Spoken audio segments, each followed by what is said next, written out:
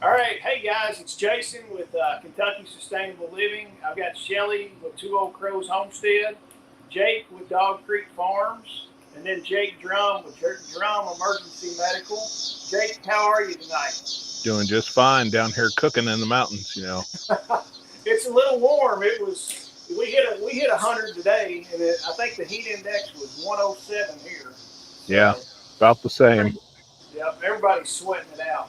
But Jake will start. Jake, tell us who Jake Drumm is, kind of your background, how you got into medical stuff, and all that kind of stuff. And then we'll get in, and you can tell us about what you're going to speak about at the festival and all that. Sure. So the short story is I've been involved in EMS since the late 90s. Practiced as a paramedic for about 15 years. And once I got off the street, I went to work teaching at local med school here in East Tennessee. Ran the medical simulation program there for 14 years. Did a lot of cool stuff, met a lot of cool people.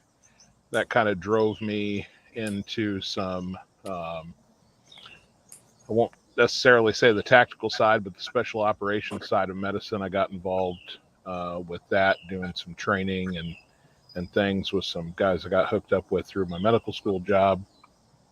Did that for a while. Throughout that process, that kind of spun up Drumm Emergency Solutions. So we do a lot of different stuff. We do custom kitting, you know, kind of hot and heavy through the first Stop the Bleed years, and then that grew into large medical order procurement, stuff like that. So, I tell people we can source everything from band-aids to CT scanners. So I kind of try to be a one-stop shop. I do some other stuff, not just medical stuff, but other, healthcare related things. Training things always kind of been going throughout that. I've been involved in wilderness medicine for years and years. We've stayed involved in that, providing some training and different program development here in the area, and then also sort of on the special operations side, trying to roll that together with some of the tactical medical training. So that's a lot to say that I do some medical training and I sell some medical stuff, and I'm also a farmer and a few other things. So that's the short backstory. And I guess Jake there's from Indiana. I also hail from Indiana, but been a resident of East Tennessee for a long time. You got smart and moved, right? I didn't mind Indiana. It is awfully flat, but a little too much Well, corn. yeah. So tell us you're going to be at our festival. You're going to be giving a speaking. You're going to be doing a speaking slot. Tell everybody what topic you're going to cover and all of that kind of stuff. Yeah, so with healthcare, I won't say medicine, with healthcare of all colors, if you're paying attention, you should also always be learning, right? So after all my time on the street, all my time in the trauma center, all my time teaching at the medical school, I get out there, I start working around some of these special operations dudes that have sort of specialized in medicine in the military for their careers, and you start learning a completely different sort of mindset, and gives you totally different visibility on sort of planning, preparation, management of medical problems, all that stuff. So, um, kind of prolonged casualty care, prolonged field care, that term has sort of evolved over time. Um, I sort of have a fancy for that. I spent years working in the hospital once I came off the street. And so, that kind of clued me into, what it takes to take care of someone sort of past that initial crisis period into the ambulance. Most folks in EMS, the end of their patient interaction is when they take that patient to the door and leave them.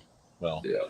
I spent 5 years, then taking care of those people for, the next 12 to 24 hours. And so that really opens your eyes to what it means to, actually have to care for someone over time. So hence this prolonged field care concept. So it's the same thing. Many theaters around the world, we're operating in.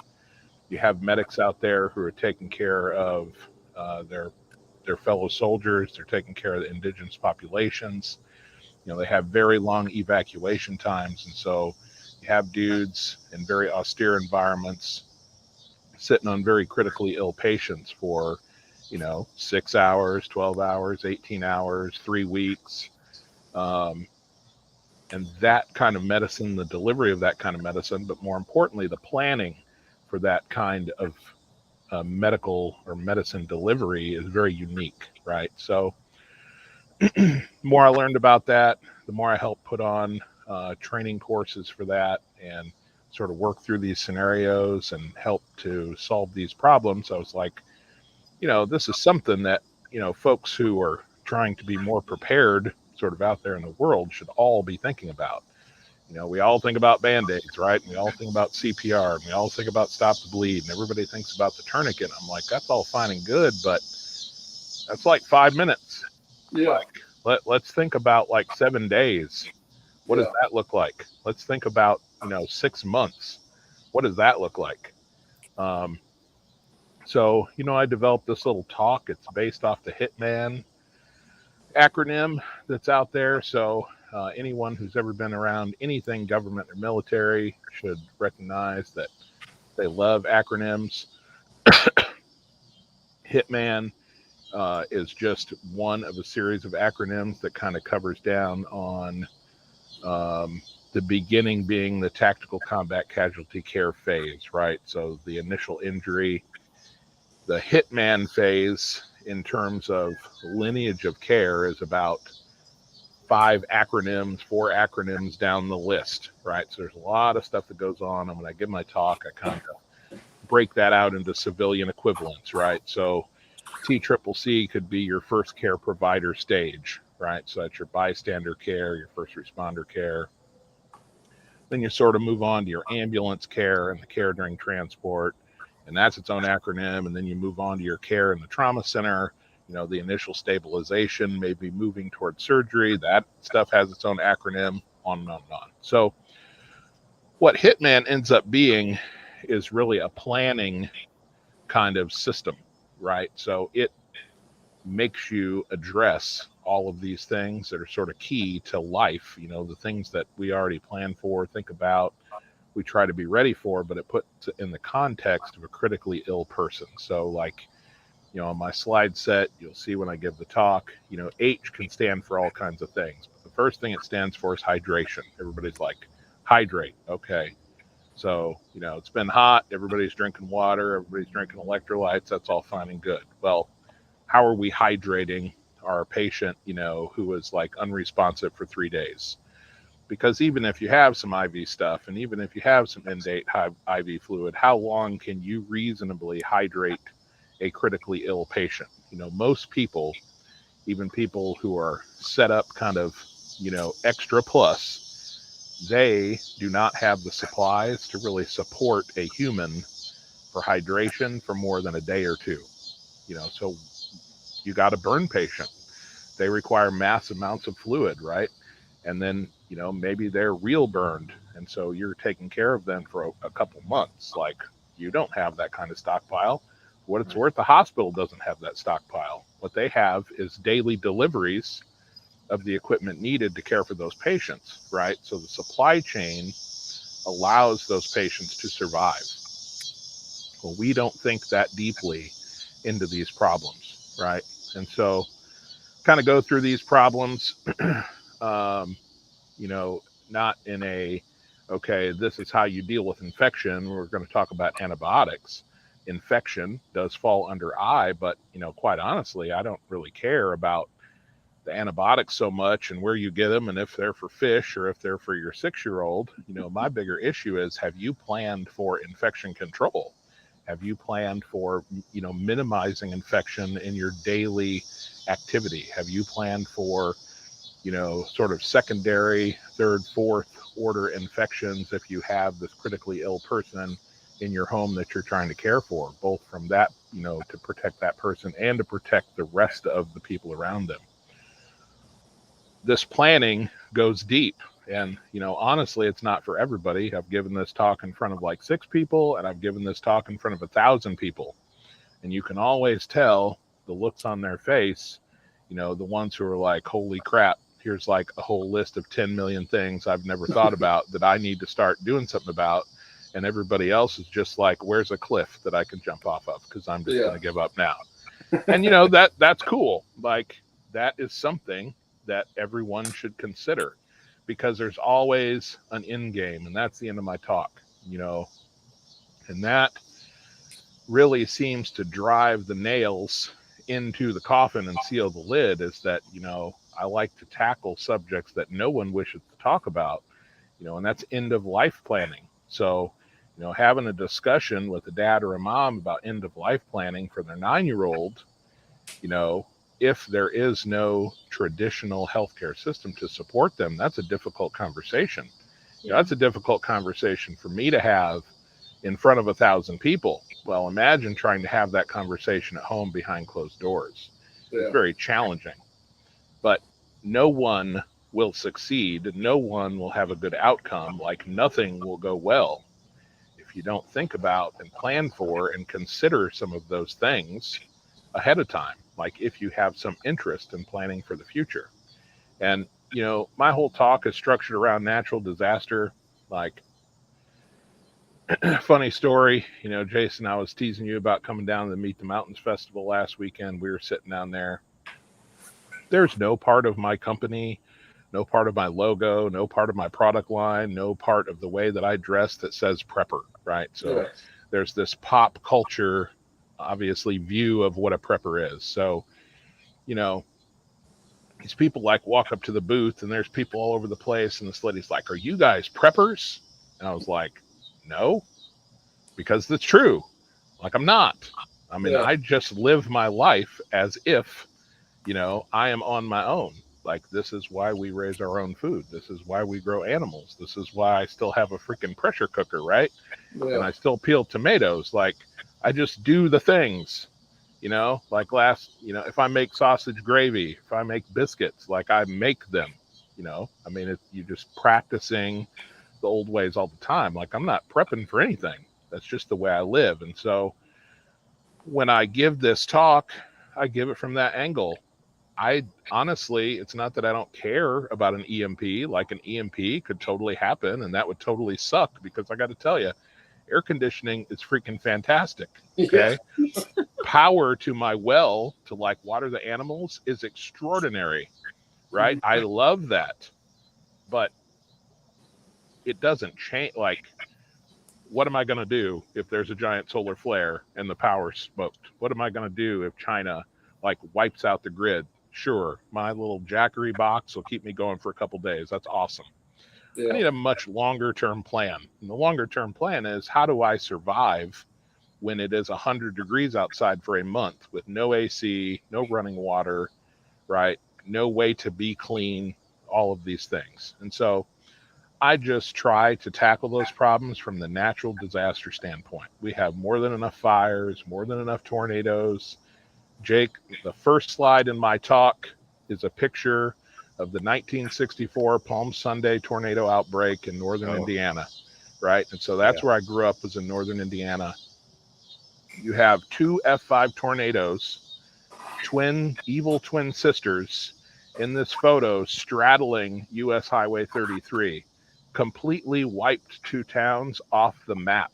Like, they ceased to exist. Like, you want to talk about impacting your local infrastructure.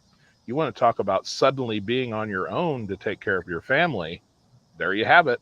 Like, 5 minutes ago, everything was fine. Now the entire town's gone. And the lines are down, and there's no cell service, and there's no power. Like, you had no chance to plan for that. It was a beautiful sunny day, and then it wasn't, right? And like, to beat that, half your family's probably scattered around the county dead, because that's what it did with all those people in those towns, right? So I try to just get people to think about, okay, we have some natural disaster. You can't go to the hospital. Like, what do you need to take care of some of these problems? That's the tack I tried to take. That's a reasonable, in my mind, way to approach this problem. If you can do that, then it does not matter if North Korea launches an EMP and like wipes out the power grid. Like, it doesn't matter if we have a nuclear war. It does not matter if an asteroid comes, because you have prepared to the extent that you can for like real contingency. And so if one of these outlier things happen, you're kind of ready to go. You know, my wife and I have reevaluated our plans since COVID the last time around. Now, our COVID experience was grand. I mean, we basically had a paid vacation at home for a year, right? Nothing bad happened. We had plenty of food. Like, I grew a bigger garden. We went hiking. You know, Tennessee continued to be like the land of the free throughout that thing. So nobody was like roadblocking us, and we didn't have all that madness. But, you know, we thought about, okay, you know, if this had been the 20% mortality rate scenario, what didn't we have that we wish that we would have had? Like, what were we not anticipating that came to fruition? You know, most of those questions were answered with behavior of politicians, behavior of public officials, behavior of people, right? So some strategies to manage those things kind of went into the plan, right? Like, we were lucky I could roll out to the grocery store 6 a.m. and other than the people working in the grocery store, I'm the only guy in there. Well, that was great. Well, what if that's not the case? You know, so we adjusted accordingly, right? As I hope everyone has had a chance to do. But you know, those 20-30% mortality rate events are out there, and you know that's where this kind of hitman planning talk, and believe me, it's just the tip of the iceberg.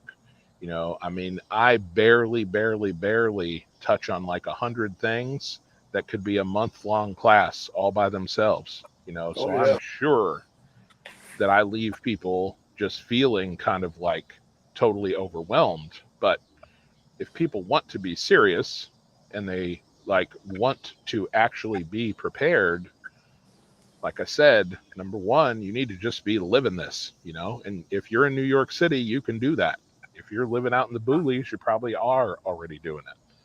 You know, you need to be living some of this stuff every day. You need to be turning these stockpiles of medications. You need to be knowing how to use this equipment. You know, you need to have a plan in place for when the ambulance that is traditionally 7 minutes away takes 2 hours to get to you, or does not come at all, or you call 911 and no one answers the phone. You know, those stories are all around the country, like all the time. Those are not outlier events, you know. So that's what that's what the talk is about. I want people to think. I ask a lot of questions. I do not provide a lot of information. No, it's not because I don't have the information. I'm happy to provide the information.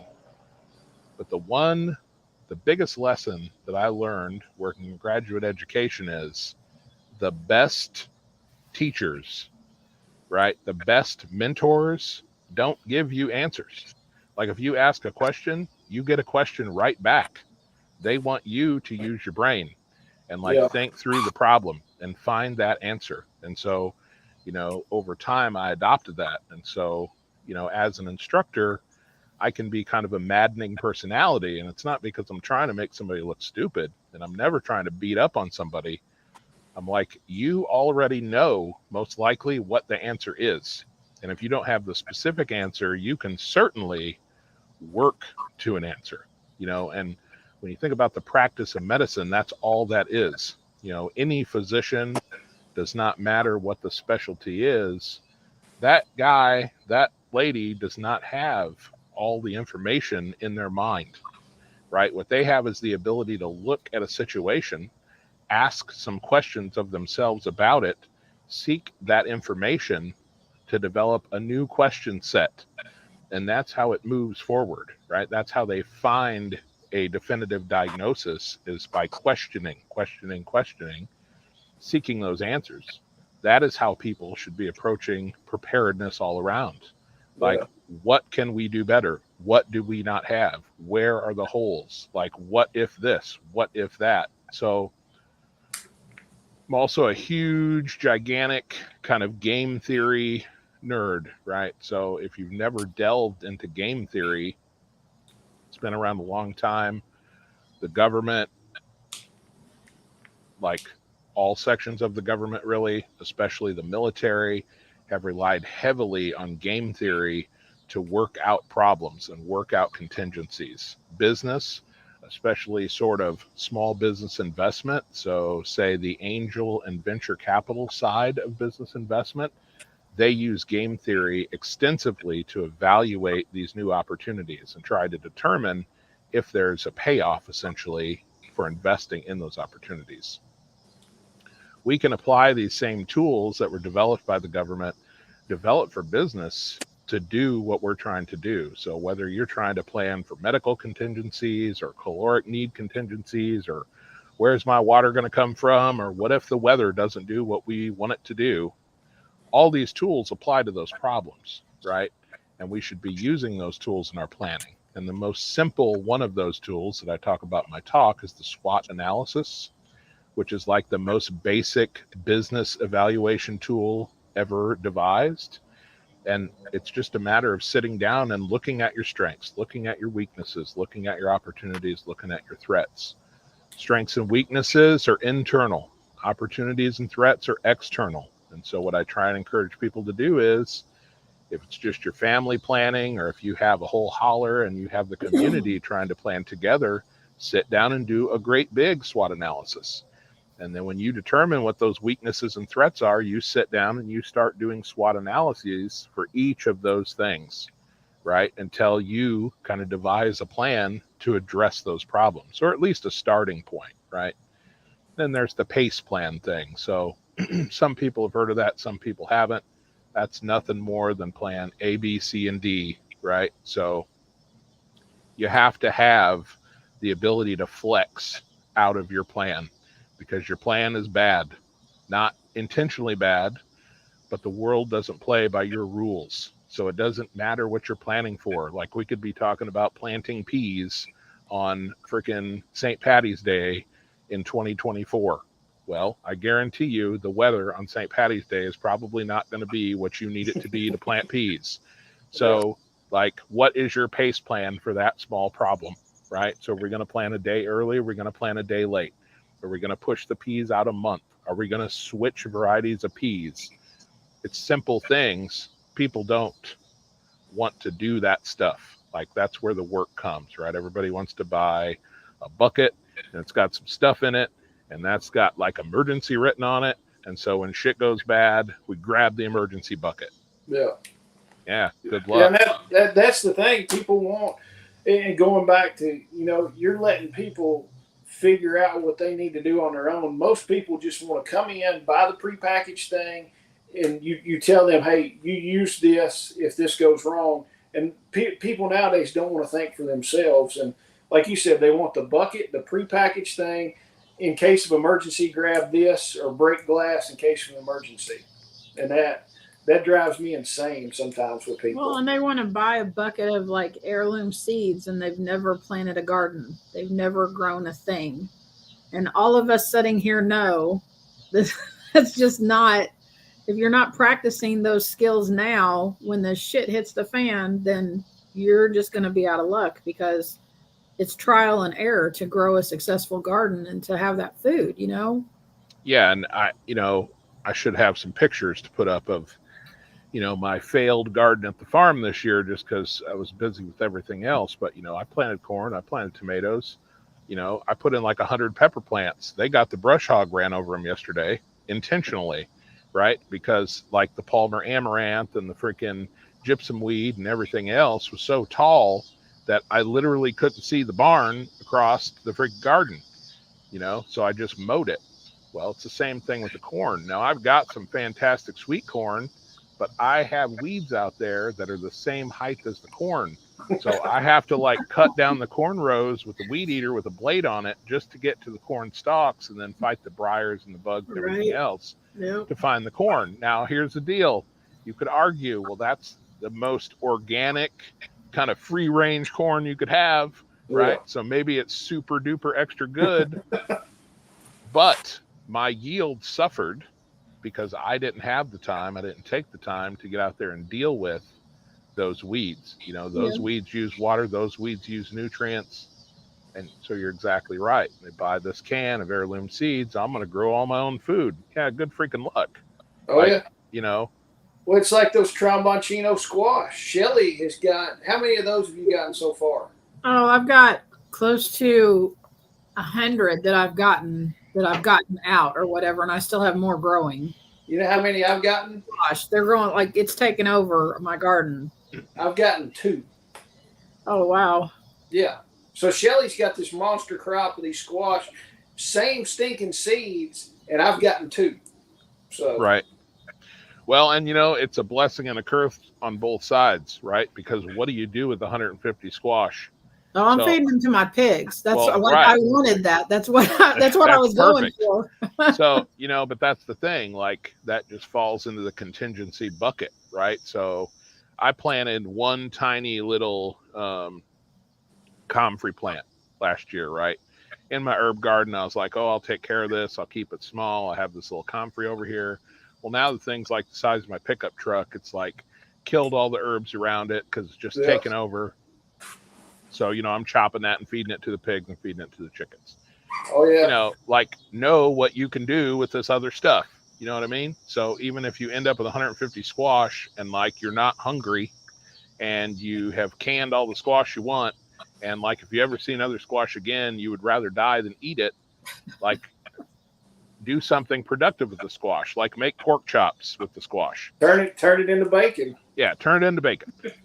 Yeah. And that's the thing with raising your own food, kind of providing for yourself, is that I could do a hitman talk on food, security. It doesn't, like, the hitman thing can be applied to all of these sort of basic survival needs. It's not just a medical thing, right? And so on the military side of the house, that is indeed what they do. For us, healthcare, providing your own kind of reasonable medical care, it's a huge deficit for most people. They don't even know where to start, and that's okay. Yeah. You can do a little planning, you can get some books, you can ask some questions, and you'll probably be fine, right? I mean, and if not, you die, and that sucks, but yeah, it's gonna happen. I think it's more intimidating than, like, because the first medical thing I took at Jason's, I literally called him like, hey, I don't know if I should come to this. I literally know nothing. And he's like, no, you'll be fine. And I mean, I think, like, people make it seem like it should be, not that it's not complicated, but I mean, they make it seem like you can't understand any of it.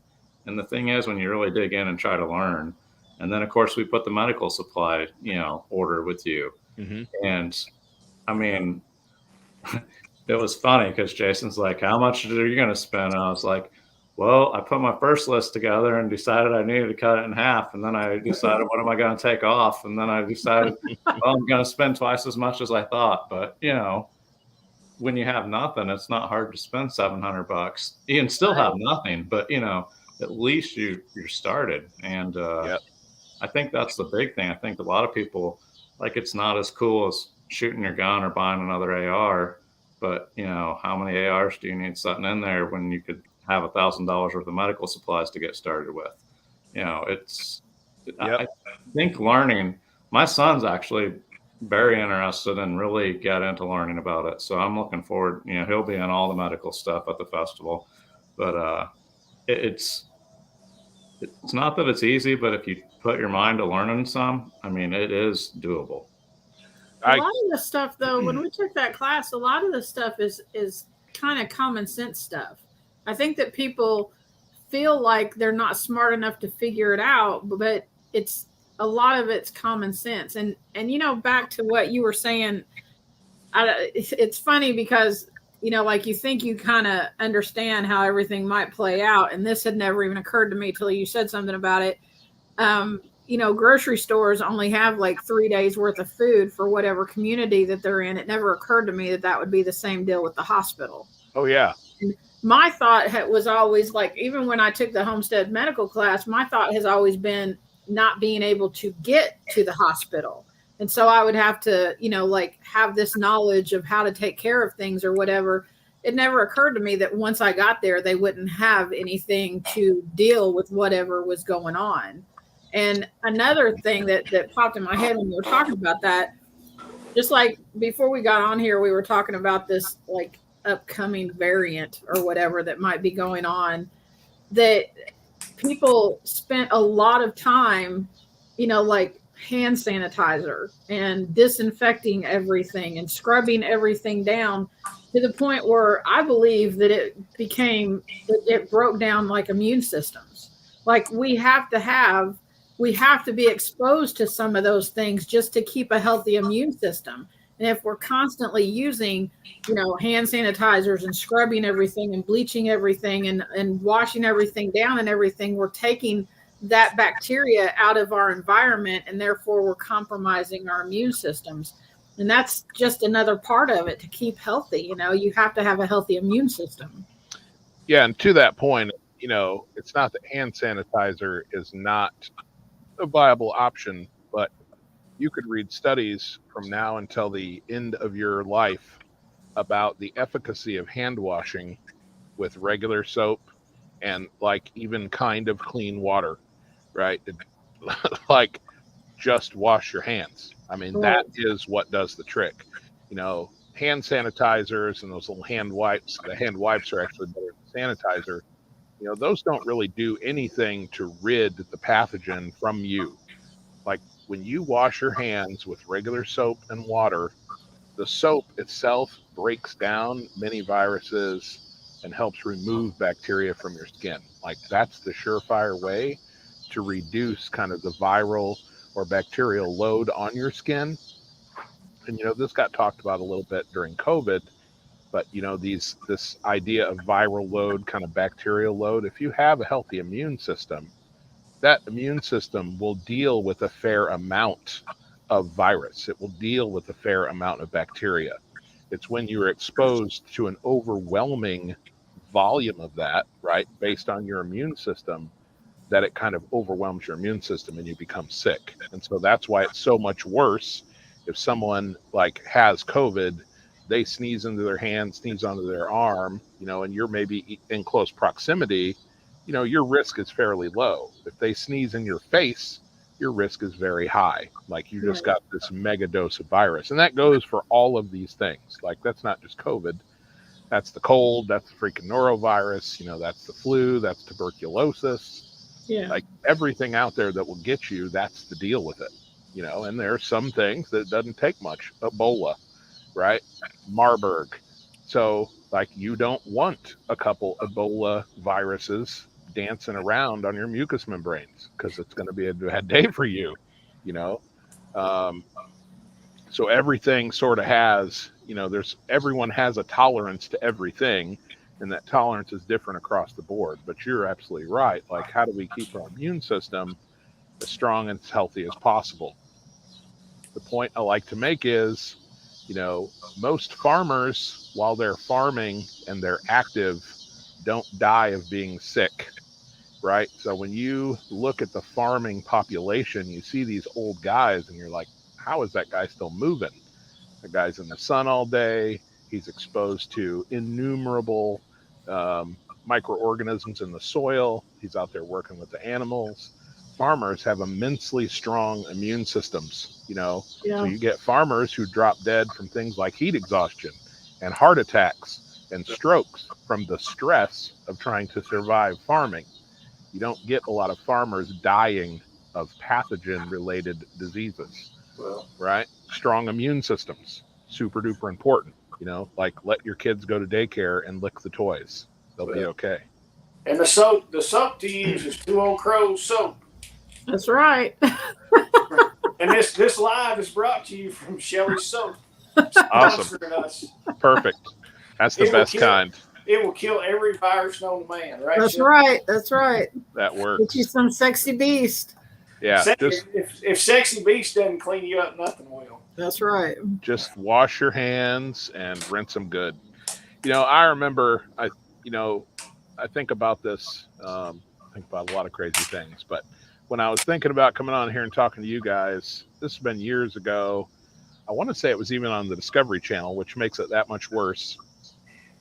There was this little hour-long kind of, apocalyptic survival show that came on. And so it was about this little family. They lived in Southern California. Supposedly, this dude was a paramedic on an ambulance, and there was some mass disaster that befell, the country. And so, eventually they had to flee the house. And the whole setup to this, being that this guy had like this healthcare background, was kind of ridiculous, because then it sort of tried to address the issues that I talk about during Hitman. So, like, okay, you're on the run, you need shelter, right? So exposure is the number one killer in sort of austere emergencies. So any emergency that happens outside the safety net of EMS, right? We think about like wilderness medicine, it's exposure. So, they're on the run, they're trying to deal with exposure, they're trying to deal with water. So, they find this farm, they kind of shelter in the barn, and somehow they make it out of this urban area in California on foot, no less, without being, in any way molested, attacked, screwed with, like robbed, raped, pillaged. So they find this farm all by themselves. It's a miracle. And so they take shelter in the barn. They can't find water. It's Southern California, so it's a drought. And so the show showed them taking water out of the radiator for the tractor, filtering it through some cloth and drinking it. I'm like, okay, so now they're dead tomorrow, or maybe tonight even, right? I'm like, who thought that was a good idea? And who as a regular person would think it's a good idea to drink water out of a radiator? Like, maybe somebody, but so anyway, it goes through this whole thing. And ultimately, it shows them they're like holed up in this cabin someplace out in the country, and everything's beautiful. And the guy like picks this apple off a tree and cuts it with his pocket knife and cuts his finger and dies of sepsis. I'm like, okay, so, and there's no point to my story. I just think about what the media, Discovery Channel being one of them, what the media kind of puts out there, as information for kind of, these worst case scenario survival options, right? I mean, those people would have been dead 1,000 times before they ever made it to this like angelic cabin in the hills with this magical apple tree. You know what I mean? I don't know. The whole thing's crazy. I just want people to think about, like, what is our actual plan? Like, regardless of what happens, are we trying to survive? And I talk about things like, well, how much water do you actually have? Like, how much food have you actually put back? Has anybody sat down and actually done math about your real caloric need for 12 months for your family of 6? Not the same while you're playing video games if you're out there trying to farm your own food and work the land and haul water. I'm like, so do you have 6, 8, 10,000 calories a day per person for 12 months? Because, it's going to be hard to squeeze that out of your garden. Yeah. And it's all of that stuff that no one has considered, right? You got to think about that. And then you magnify that issue for sick and injured people. And so, same thing with the medical supplies. You guys bought a lot of good stuff. That's great. More people can buy stuff from me because that helps me pay my bills, and I like that. But, how much is enough? And how much is not enough? And then reasonably, how much of that stuff do you burn on one person? So what? It's your son, and he's 15, and he's critically injured. You might be responsible for 20 other people. Like, are you going to use all your stuff on him? Is that the plan? Like, you're going to literally, like, burn the ship for everyone, for your kid? Like, have you thought about that? Like, that's a hard thing to consider, right? But it's a real question. He gets burned. You have to feed him 10, 15,000 calories a day. Who's giving up their rations so he can have that caloric intake so he can try and heal and survive from this burn? Not me, because I'm hungry. You know what I mean? And so then that becomes like interpersonal kind of political issue in the group, whether it's a tiny family or a big group. Like, we don't operate in a vacuum. And so when it comes to providing medical care to the sick and injured, these are issues that are dealt with every single day in every single hospital in this country. And it's just not seen. It's hidden away. right? But these issues are happening. You know, there's rationing that occurs in hospitals. Like sometimes there's not enough medicine to go around, and that absolutely happened in COVID. Some people got vents and some people did not get vents, and those were difficult decisions for people to make. Some people get medications and some people do not get medications. Some people will get blood and some people will not get blood. Someone has to make that decision. It's easier if you're the doctor and you're completely unrelated to these two people. Okay. It's harder if it's your wife and daughter, right? And those are big, big things that people should be thinking about. You know, what is the plan for that stuff? Oh yeah, that's some hard choices that a lot of people don't want to even think about. I mean, and I can see that it gets me sometimes to think about stuff like that. But it's hard choices that you'll have to make one of these days, unfortunately. And I'll tell you what really, and this has been a long time ago, but one of the things that really got me thinking about this was this. So SWAT T, most people out there in the world who are familiar with tourniquets have heard of the SWAT T. The inventor and sort of the guy that brought the SWAT T to market, he's a good friend of mine. So I worked for SWAT T for a while, and you know, we go to shows and talk to people and sell the SWAT T like you sell any other medical device. So his wife and one of the girls that worked for the company went to a big prepper show. I want to say it was in Virginia or something like that. They're selling the SWAT T. Guy comes by the booth. They explain what it does, blah, blah, blah. And mind you, it's a prepper show, so you can make the general assumption that everyone there is the prepper mindset, right? We've got all of our guns and bullets and maybe some body armor, and we got our buckets of food, and we're like ready for the apocalypse, right? Ready to rock and roll. And so they're explaining to this guy what the SWAT T is about. And he's like, well, if I need a tourniquet, I might as well just give up and die. He's like, who's going to fix me when this tourniquet's applied? I'm like, number one, you've spent all this time, effort, energy, money, you know, stress, right? Your family's time, your family's stress to prepare for all these contingencies. And your first sort of decision is if you have a gunshot wound that requires a tourniquet, you're just going to give up. I'm like, that alone is a mindset that is maybe untenable. But that, then I think deeper about what the guy has to say, right? And so this has played a lot into what I talk to people about. Everybody wants to buy a tourniquet. And look, I'm happy to sell everybody tourniquets. You know, there's a whole bunch of us out there that are happy to sell everybody tourniquets. However, that's 5 minutes of fixing a very long problem, right? So that's like the first 3, you know, freaking symbols in an algebraic equation. Like you have to solve the rest of the equation. The first little parenthesis part is just a tiny bit of it, right? So I get to thinking about what this guy's saying. I'm like, okay, you know, you're in a bad spot. You have a tourniquet applied. You don't have a trauma center to go to. Well, like, what would I do, right? What should somebody do? Well, at the time, there were no tourniquet conversion protocols. Like the military at the time didn't even have a tourniquet conversion protocol. You put the tourniquet on and you just like left it there and made sure it stayed tight until eventually they find their way to a surgeon. You know, that's not a great plan. Now, it's a great plan if that's the only option, but it's not a great plan if you don't have a surgeon to find, right? You have to do something about that tourniquet because you're trying to preserve life, trying to preserve your life, trying to preserve somebody else's life.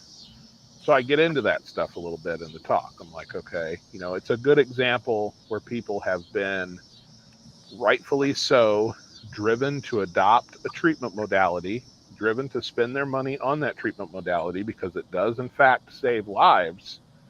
But like literally nobody on the civilian side anyway has ever been like, okay, and now what? Because when you say that, they're like, we call 911 or we go to the hospital. Okay, well, you've obviously missed the rest of the scenario that you're planning for. Like the ambulance is not coming. The hospital is not there. What are you going to do about yourself or the patient that has the tourniquet applied? Like, next, right? I want people to consider those things. And that goes for so many like medical things. You freaking get a splinter, then get a staph infection. Now you have an abscess. Like a simple thing happens all the time. People go to urgent care. They have these abscesses drained, right? Okay. Well, what are you going to do about it? Because if you just let those abscesses go, you're just going to die a horrible death, right? So I don't know if any of that makes any sense. I hope it does. But I just try to get people to think beyond the stuff that we're selling them, right? Because I would much rather you be like, you know what? I'm not sure that I could deal with this tourniquet on myself if I'm in that situation. And so I at least want someone to think about, is that something I want to do to myself, right? Because putting a tourniquet on a limb, right, and stopping a hemorrhage that is life-threatening is a serious thing. And we have made it sort of a not serious thing because we're teaching kindergarten teachers how to do it, right? Yeah. So now it's a fun thing. Well, it's not fun. It's freaking horrible, right? Now, it may be life-saving, but it ain't fun, right? And you got to be able to deal with that, right? Anyway, that's my angle on things. And that's the thing with the tourniquet. Everybody does. Everybody has a tourniquet. Everybody's got one. Most people know how to put it on if they've taken it out of the package. A lot of them are still in the cellophane that they bought them in. But they take the first step, and it's like you got them to step. Well, the first step is actually buying the stuff. Then the second step is learning how to put it on. They don't think past step, the second step of what am I going to do after I put that tourniquet on. Right. And I can see that's a huge step from putting the tourniquet on to how do we fix this? Because I know as much medical stuff as I've got and as much medical stuff as I've done, I can't stitch an artery back together. So, and that's a huge, big thing. I mean, it's also a different step in your head mentally thinking about. It's a big step. Like you can think I just bought the stuff and we'll figure it out. But when you actually, like Chuck says, tools are useless without the knowledge. So. It's just like having a bunch of guns sitting in the closet and you never go into the range. I mean, yeah, definitely. If you don't take that medical stuff out of the package and learn how to use it, then it's not going to do you any good in an emergency because you're not even thinking right anyway. And you're right about the steps. I think anybody who has gotten into healthcare and has, kind of been out there and worked and has, either participated in or been the one holding the scalpel, so to speak, to do these invasive procedures to people, that's a big step. Most people do not prefer to cause other people pain and suffering. Well, unfortunately, much of medicine and curative medicine in terms of, the surgical repair side is causing pain and suffering. So, you add in complicating factors like family, friends, emotions of the event, medications that you should be taking, maybe you shouldn't be taking, and you now are taking, it becomes a very complex environment to try and operate in. And, a lot of that's occurring on the special operations side of medicine as well. And so there's a lot of lessons learned out there. I love to kind of listen to these case reports and these after action reports from some of these guys who have dealt with these problems downrange. This is not a perfect world. And if the world has gone sideways, the reason is completely irrelevant. It becomes even less perfect to deal with these problems because now you have people who are going to be managing that stress, not taking medication they should be taking, or using drugs and alcohol to manage, right? What does that add? What kind of complications does that add to your management plan for that patient? And what about you, right? So if you're supposed to be the responsible party, like how are you doing psychologically? Are you equipped to really manage this problem? And are you equipped to manage this problem long term? Right. When's the last time you slept, right? Like these basic things, like literally no one considers. Apparently everyone's just going to stay up 24/7 suddenly. They're going to pull their own security. They're going to be spot on with their rifle that they've never shot, all while like sewing this artery back together with this freaking suture that you can't even see because you don't have your glasses because they got smashed the first day of whatever this emergency is. And I'm like, come on, people. And all running on that 1 pound of freeze-dried coffee they've got, too. That's right. And, like, I'm on my last cup of coffee. So basically, I'm just going to murder everybody, and we're just going to get it done and over with. Yeah. Right? So... Well, I will say this: if you need some stress relief, it is fun to staple Jason. Yeah, Jake, we let her staple me, so it's pretty enjoyable, right? Yeah, it was not as bad as I thought it was going to be. Yeah, I mean, it really isn't that bad. Well, hey Jake, how hard would it be to stitch an artery back up? That is a question that doesn't have a good answer because it depends, right? Like, do you have the equipment to do it? And can you read a book that you possess? And do you have light and an assistant? Then, you might be successful, right? Is your patient anesthetized? And so when you're digging around and you hit that nerve with that suture needle, like, are they going to come off the table, or do you have them knocked down with something? And where did you get whatever you used to put your patient down with, right? So it depends becomes the answer to all of these things. Technically, if you can find both ends of that artery and you have the equipment, and you have some light and you can see it, and your patient is like not combative, it's not that big of a deal. Now, there's a lot to it. I don't mean to minimize a vascular surgeon, right? That guy has gone to school for like 18 years for a reason, right? But technically, you're just sewing two tubes together, okay? So it could be done.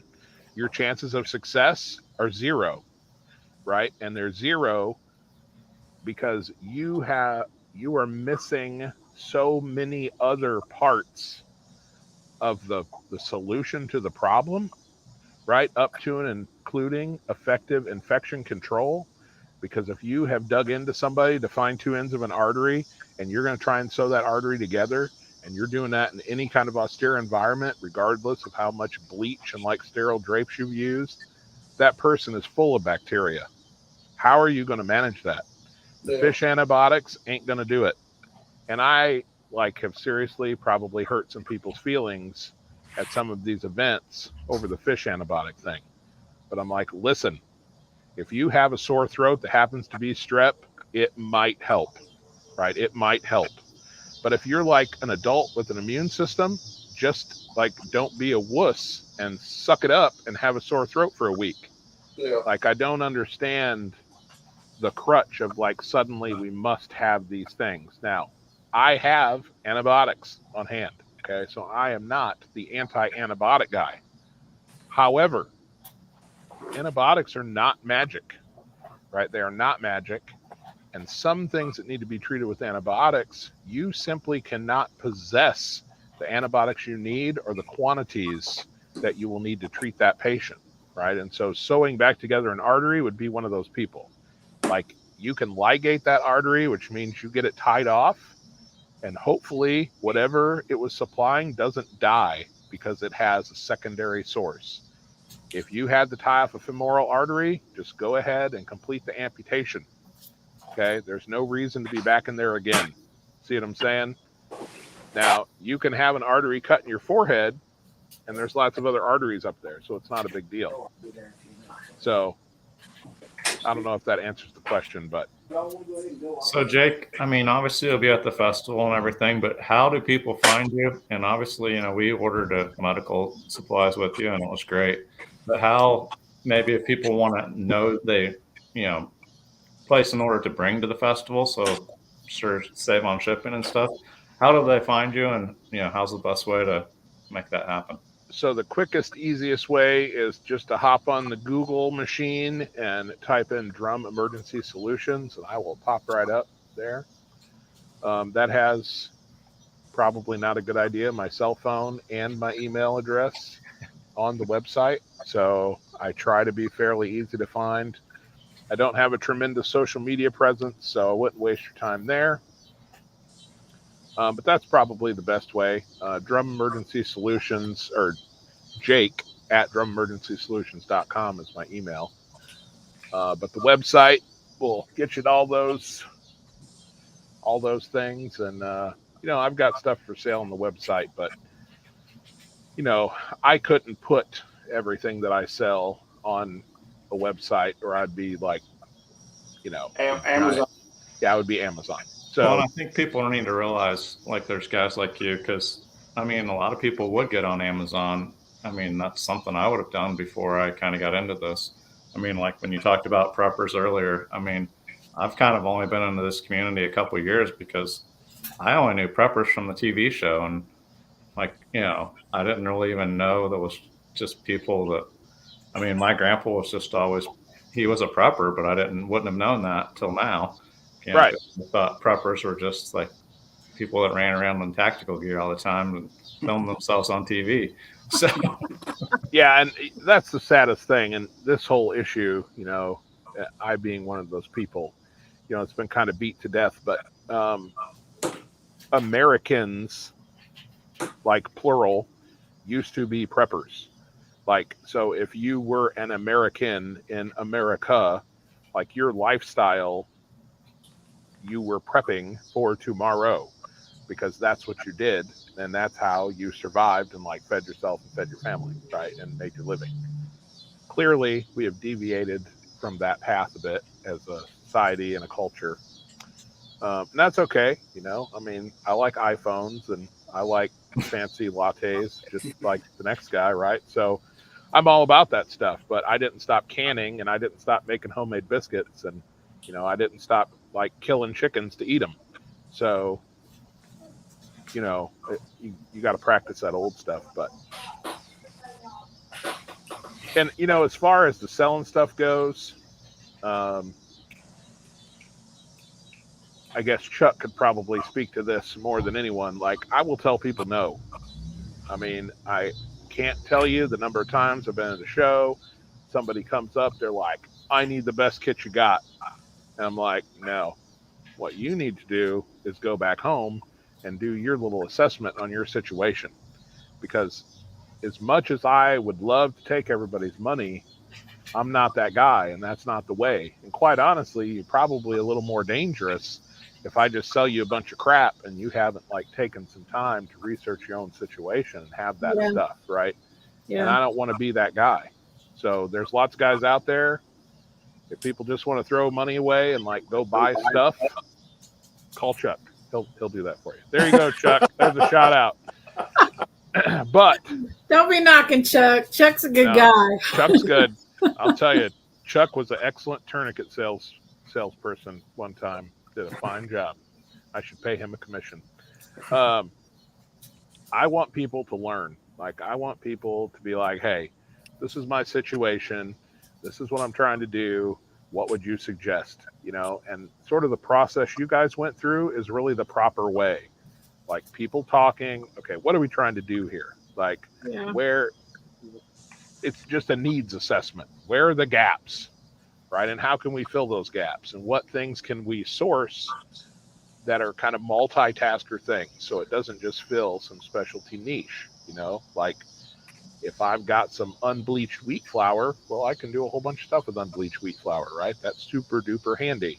Unbleached wheat flour is more useful than self-rising flour. There's stuff that I can't make with self-rising flour, so I would rather have some regular flour and some salt and some baking soda and some baking powder all separate, because now I'm much more dynamic with these four little things versus this one fancy bag, right? Right. People need to take the same approach with their medical gear, the training thing.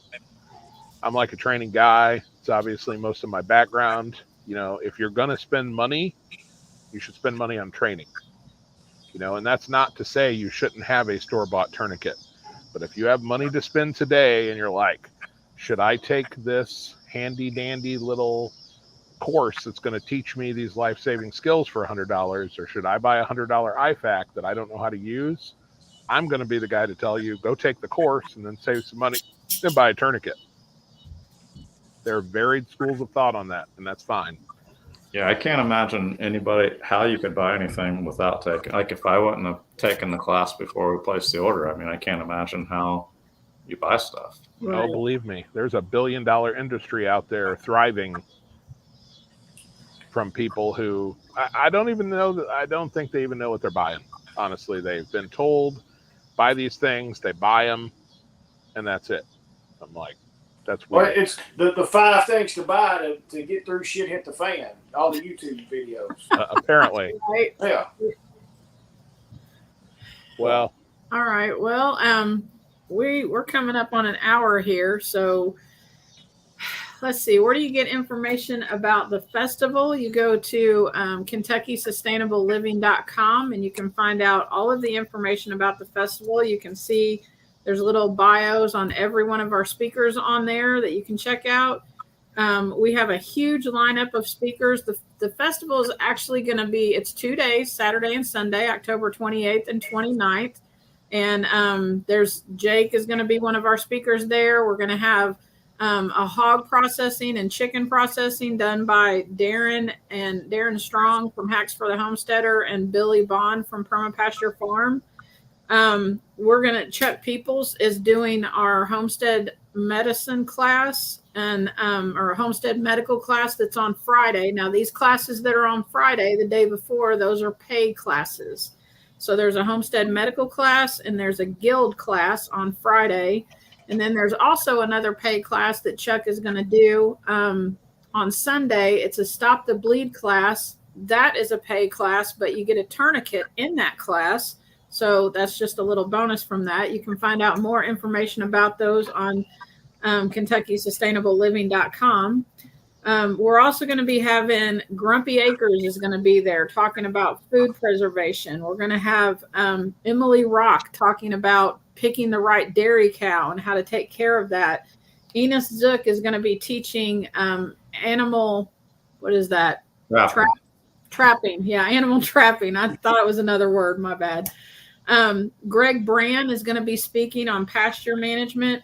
We've got Tag from Life Done Free. He's going to be coming and talking about getting off grid and living a free life. We're going to have Bill Stormfeather. He's going to be coming and talking about what happens after you have a big event happen, like in the first 30 days of a collapse or something like that. Eric Johnson is going to be talking about composting. Eric Johnson is also teaching our guild class that's on Friday, so check that out. We've got Bruce DeVries coming to talk about biochar, and Bruce is also going to be selling his leather goods there. That dude can make anything out of leather. He is amazing, and he's so knowledgeable. If you want to learn about biochar and how it's great for your homestead and your garden, come check that out. And then Tina and Chris Clark are going to be there. Tina is going to be talking about building community, and Chris is going to be talking about living off grid. Matt and Gabby Hunley are going to be there. I think Matt is going to be talking about water catchment, and Gabby is great with how to market products that you make on your homestead. So all of those, that whole lineup that I just gave you, except for the 3 paid classes, is absolutely free. Again, the festival is October 28th, 29th. It's at the Ag Expo Center, the WKU Ag Expo Center in Bowling Green, Kentucky. You can find out all that information on our website. We have a limited number of travel trailer sites that are on site there that you can rent. And then there's campgrounds local, there's hotels local. You can check out all of that stuff. Am I forgetting anything, Jason? Jake? I think that's it. S&B Homestead Radios will be there too. He's going to be one of our vendors selling ham radios and stuff. Oh, guys, we've got a ton of vendors. Definitely. You need to come check that out. We've got, there's got to be, I think we had 50 spots and we've got more than 40 of them filled. If you're interested in having a vendor spot, reach out to us. You can contact us through the website and get a vendor spot. But y'all, we got some awesome vendors lined up. Well, we're going to have everything from medical stuff to greenhouses to storage buildings to Bobcat tractors and implements, all the way to soap and baked goods. right there. Guys, support the vendors. I mean, that's the reason this can be free. The people speaking Absolutely. that are selling something, I mean, find a way to support them. That's what keeps this going. Yeah. So, and then also Saturday, probably in closing, Saturday night, probably the most important thing with the festival. Saturday night, we're having a charity dinner for Vets for Child Rescue. All the proceeds for the tickets are going to Vets for Child Rescue. We've got, as of right now, we've got 3 silent auction items that we're gonna auction off. We have a custom-made fire pit that one of the mechanical shops here in town is donating. It's going to have the Vets for Child Rescue logo laser cut out in it. It's a metal fire pit. We've got Keys Custom Knives is actually making the knife right now that we're going to auction off. He's custom making this knife. It's going to have the Vets for Child Rescue logo etched into it. And then Chris from Squatch Gear is giving us one of his American-made backpacks to auction off.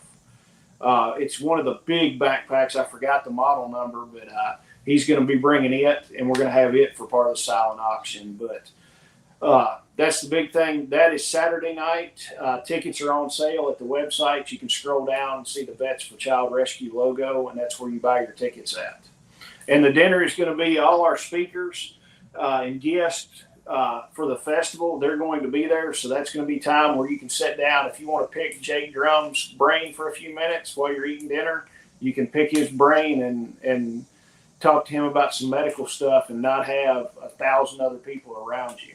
So that's probably the most important thing in the festival in my eyes of what's going to happen there.